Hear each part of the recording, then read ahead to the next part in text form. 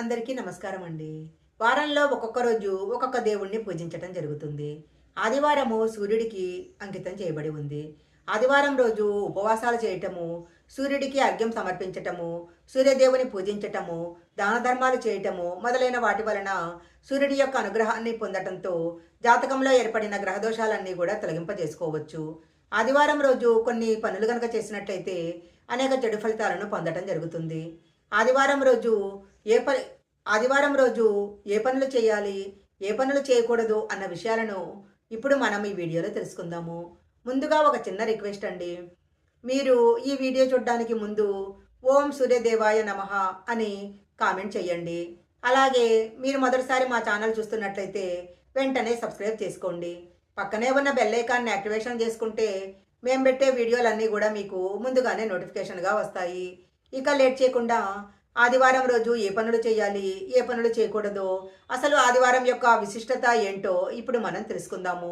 ఆదివారం రోజు సూర్యుడిని దర్శించుకోవటము, ఆయనకు నమస్కారం చేయటము మొదలైనవి కనుక చేసినట్లయితే సూర్యభగవానుని యొక్క అనుగ్రహాన్ని పొందవచ్చు. పూర్వము పూర్వకాలంలో పురాణాల ప్రకారము ఒకసారి శ్రీకృష్ణుని కుమారుడైన సాంబుడు దుర్వాస మహర్షి యొక్క శాపం వలన కుష్ఠవ్యాధిగ్రస్తుడవుతాడు. అప్పుడు అతను సూర్యభగవానుని ఆరాధించి ఆ వ్యాధి నుంచి ఉపశమనం పొందాడు. అంతేకాకుండా సూర్యవంశీయుడైన శ్రీరామచంద్రుడు కూడా సూర్యభగవానుని ఆరాధించి రావణుడిని సంహరించాడు. అందుకే సూర్యభగవానుడి యొక్క పూజకు అంతటి ప్రాధాన్యత ఉంది. అదృష్టానికి, ఆరోగ్యానికి సూర్యుడిని కనుక ఆరాధించినట్లయితే జీవితం చాలా ప్రశాంతంగా సాగిపోతుంది. సూర్యుడి అనుగ్రహం కోసము ఆదివారం రోజు కొన్ని పనులు తప్పకుండా చేయాలి. ఆదివారం రోజు సూర్యుడు ఉదయించే సమయంలో రాగి పాత్రలో మంచినీటిని సమర్పించాలి. ఒకవేళ అనివార్య కారణాల వలన ఉదయాన్నే లేవలేకపోయినట్లయితే స్నానం చేసిన తర్వాత నీటిలో కుంకుమ, అక్షింతలు, ఒక మందార పువ్వు వేసి ఓం గృణి సూర్యాయ నమః అనే మంత్రాన్ని జపిస్తూ సూర్యభగవానుడికి అర్ఘ్యం సమర్పించాలి. సూర్యభగవానుడికి నీటిని సమర్పించే సమయంలో ఆ నీరు కాళ్ళ మీద పడకుండా ఎవరూ ఆ నీళ్లను తొక్కకుండా జాగ్రత్త తీసుకోవాలి. ఇలా జరగకుండా ఉండాలంటే ఆ నీటిని ఒక పాత్రలో వదిలితే సరిపోతుంది. పూజ చేసిన తర్వాత ఆ నీటిని ఏదైనా చెట్లకు పోస్తే ఎలాంటి దోషము రాదు. ఆదిత్య హృదయ స్తోత్రాన్ని పఠించినట్లయితే ఆదిత్య హృదయం స్తోత్రం అంటే సూర్యభగవానుడికి చాలా ఇష్టము. ఆదిత్య హృదయము అంటే సూర్యభగవానుడికి చాలా ఇష్టము. ఆదివారం రోజు ఈ స్తోత్రాన్ని 3 సార్లు పఠించినట్లయితే సూర్యభగవానుడి యొక్క అనుగ్రహాన్ని పొందవచ్చు. సూర్యభగవానుడి అనుగ్రహం కనుక ఉన్నట్లయితే జీవితంలో కీర్తి ప్రతిష్టలు సంభవిస్తాయి.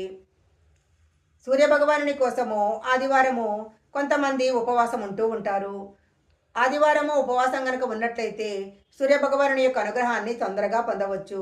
అయితే ఒక విషయము గుర్తుంచుకోవాల్సినది ఏంటంటే సూర్యభగవానుని పూజించే సమయంలో ఉప్పు వేసిన వంటకాలు తినకూడదు.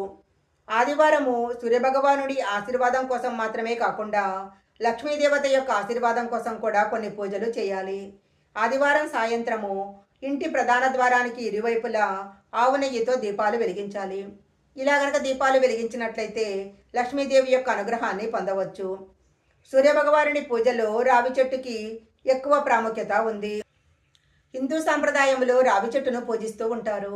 అయితే ఆదివారం రోజు ఎట్టి పరిస్థితుల్లో రావి చెట్టుని తాగటం కానీ, పూజ చేయటం కానీ చేయకూడదు. ఆదివారం రోజు రావి చెట్టులో జ్యేష్ఠాదేవి కొలువై ఉంటుందని చెప్తుంటారు. అందువలన ఎట్టి పరిస్థితుల్లో రావి చెట్టును తాకకూడదు. అలాగే ఆదివారం రోజు తులసి చెట్టును కూడా తాకకూడదు. ఈ వీడియోలో చెప్పిన విధంగా ఆదివారం రోజు సూర్యభగవానుని పూజించినట్లయితే సూర్యభగవానుని అనుగ్రహంతో జాతకంలో ఏర్పడిన గ్రహదోషాలన్నీ తొలగిపోతాయి. ఈ వీడియో కనుక మీకు నచ్చినట్లయితే లైక్ చేయండి, షేర్ చేయండి. ఇలాంటి మరిన్ని వీడియోల కోసం మా ఛానల్ సబ్స్క్రైబ్ చేసుకోండి. పక్కనే ఉన్న బెల్ ఐకాన్ని యాక్టివేషన్ చేసుకుంటే మేము పెట్టే వీడియోలన్నీ కూడా మీకు ముందుగానే నోటిఫికేషన్గా వస్తాయి. మరొక మంచి వీడియోతో మళ్ళీ కలుసుకుందాం.